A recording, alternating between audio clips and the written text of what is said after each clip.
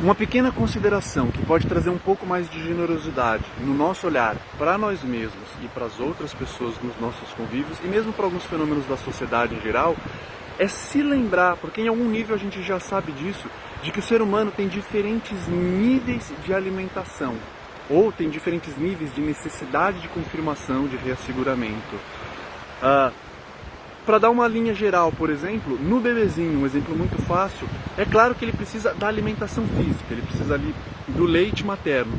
No entanto, alguns psicólogos, alguns estudos diriam, por exemplo, que o bebê precisa desse alimento físico para poder construir o seu corpo físico, mas ao mesmo tempo, mesmo que de formas muito subliminares, ele já tem uma certa forma de emocionalidade, uma certa forma de rudimentos de emocionalidade, de um mundo emocional, em que ele precisa não apenas receber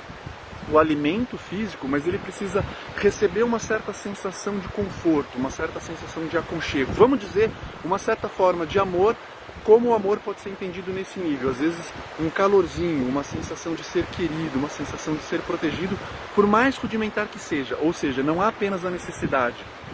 do corpo, de uma comida, mas a necessidade da forma como essa comida é ofertada, dele sentir que vem através do nutriente emocional da mãe. Vários psicólogos vão dizer que essa atitude amorosa da mãe, junto com o oferecimento propriamente das condições físicas, e isso mesmo se desdobrando na infância, vai influenciar no caráter, no desenvolvimento da criança. Quando criança e quando adolescente, não só em relação à mãe, mas fica mais fácil separar e ver essas necessidades emocionais. Às vezes você pode ter as suas necessidades físicas cuidadas, receber presente, não vai faltar comida, mas a criança passa a querer sentir que é bem vista, sentir que é desejada, que querem brincar com ela, que se alegram com a presença dela. A gente poderia dizer que há aí um fenômeno de necessidades emocionais. A criança precisa de uma entrada de informações emocionais, por assim dizer, para construir um corpo emocional, vamos assim dizer, ou para construir uma dimensão interna existencial de emocionalidade. Na adolescência, no início da idade adulta, entra um pouco do que a gente poderia chamar de desenvolvimento egóico em alguns sentidos, no sentido de que a gente passa a desenvolver a capacidade de ter ideias e em alguns níveis a gente precisa não só dessa confirmação no nível físico, de estar comendo, recebendo nutrientes físicos e de estar recebendo essa sensação de ser gostado, de ser admirado, de ser aconchegado, mas eventualmente as nossas ideias passam a ser importantes e a gente quer que os outros de certa forma demonstrem um reconhecimento, a gente tem a sensação de ser compreendido. Quando isso é distorcido, por exemplo, basta ver o caso de uma pessoa que não está em nenhum perigo de sobrevivência física, está recebendo seu alimento, recebe a estima de alguns grupos de pessoas, mas que se manifesta, por exemplo, uma ideia política, e alguém chega, isso daí não tem nada a ver, que besteira, essa pessoa eventualmente fica muito irritada, fica muito nervosa. Eventualmente ela está sendo confirmada no nível físico, sendo confirmada no nível emocional por algumas pessoas à volta, mas se ela vai falar alguns posicionamentos mais universais sobre política, por exemplo, e alguém não concorda com ela, ela pode ficar realmente ofendida, realmente se sentindo agredida. Ou seja, em algum nível a agressão não é apenas a privação da falta de alimento, a privação do afeto, mas no intercâmbio de ideias, no intercâmbio de símbolos. A gente precisa ter um certo nível de mútua compreensão no nível das ideias, em princípios mais abstratos, para sentir uma segurança, uma validação existencial nesse nível do eu gramatical, por assim dizer, das gramáticas e das ideias com as quais a gente se relaciona e compara, coteja com as outras pessoas. Talvez um quarto nível seja um nível que a gente poderia chamar de uma sensação de autenticidade, de congruência, em que a gente consegue perceber e lidar com as nossas necessidades de alimentação física, de alimentação afetiva mais básica, por assim dizer, e dessa alimentação mais conceitual, dessa troca de argumentos com outras pessoas, mas vendo que, independente do que está acontecendo nesses níveis, a gente pode ter uma sensação de um centro, de um bem-estar que independe deles. Lógico, há um certo nível mínimo de trocas físicas necessárias, um mínimo de trocas emocionais e um mínimo de trocas intelectuais, mas talvez de um centro de que se as pessoas discordarem com a gente não se percebe ameaçado. Nesse nível a troca não foi tão otimizada, mas a nossa existência não está ameaçada. No nível emocional, se a gente não recebe a estima de algumas pessoas, pode fazer um pouquinho de falta, mas o nosso mundo não vai acabar. A gente não está na situação de, nossa, sem ele ou ela eu não posso viver. E se a gente passar por algumas dificuldades físicas, com algumas limitações, claro, a gente consegue sobreviver, ter uma certa capacidade de resistência quando as condições materiais não forem eventualmente tão fartas. Quando a gente percebe que a gente tem esses diferentes níveis de necessidades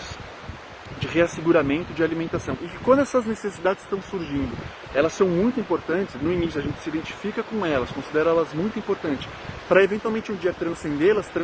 no sentido de precisar delas, mas conseguir relativizar, elas não são tanto isso, ou são tudo isso, a gente consegue eventualmente ter uma certa margem de liberdade para lidar com elas de uma maneira um pouco mais flexível. Quando a gente tem essa noção, por exemplo, a gente vê como uma pessoa que está precisando, seja de uma confirmação emocional ou de uma pessoa que quer impor as suas ideias e ser vista a qualquer custo, a gente vê que para essa pessoa nesse momento é quase como se fosse para um bebê querendo leite materno, só que num andar acima, num andar um pouco mais abstrato, mas para cada nível de desenvolvimento é como se o alimento daquele nível fosse real, fosse urgente até. E à medida que a gente vai desenvolvendo, vai amadurecendo, deixa de ser urgente. Se não tem comida, o adulto consegue esperar, o bebê não. Se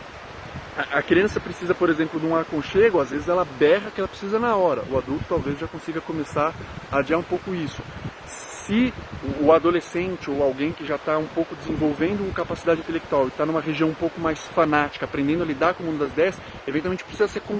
concordem com ele, precisa impor suas ideias muito imediatamente. Talvez no nível superior de desenvolvimento isso já possa esperar. Então a gente vai ganhando essas capacidades de espera, essas capacidades de ter visões um pouco mais amplas sobre esses diferentes níveis de necessidade, ao mesmo tempo que respeitando todas elas, entendendo que nenhuma delas é frescura, mas é real no seu próprio nível. Quando a gente tem um pouco esse olhar, talvez a gente consiga ter uma generosidade maior, tanto em relação aos nossos diferentes níveis de necessidades, quanto em relação aos diferentes níveis de necessidades dos outros, e tendo uma flexibilidade em passear por elas, de uma maneira um pouco mais tranquila.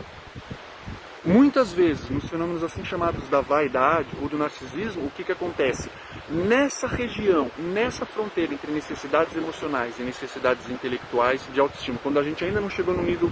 de autenticidade um pouco mais autônoma, a forma com que a gente busca a validação está meio atrapalhada, vamos dizer assim, ou está um pouquinho exagerada, ou está um pouco misturada, e a gente está como se fosse precisando urgente de uma validação, ao mesmo tempo que sentindo um oco por dentro, e mesmo que receba um pouco desse alimento, a admiração de algumas pessoas talvez fique faltando de outras, ou talvez a gente não recebeu exatamente do modo como a gente queria, da forma como a gente queria. E isso é normal no desenvolvimento. Quesitos de vaidade e de narcisismo são formas da gente aprendendo a lidar com as nossas necessidades de alimento emocional e principalmente emocional mesclado com algumas questões mentais. E quando a gente percebe isso, e que no seu momento, no seu nível, isso é tão importante quanto o bebezinho receber o leite, e aos poucos, quando a gente vai tendo uma certa envergadura, talvez através de práticas de meditação, algumas práticas terapeutas, tendo a capacidade de perceber que algumas necessidades de validação, de ser o centro das atenções, de ser visto, percebido como especial, são algumas necessidades muito genuínas e válidas, mas não são todas as necessidades, são necessidades de uma faixa do nosso espectro da consciência, que elas podem esperar e que se elas forem atendidas a gente não vai morrer, mas que ainda assim elas são necessidades importantes para determinados momentos.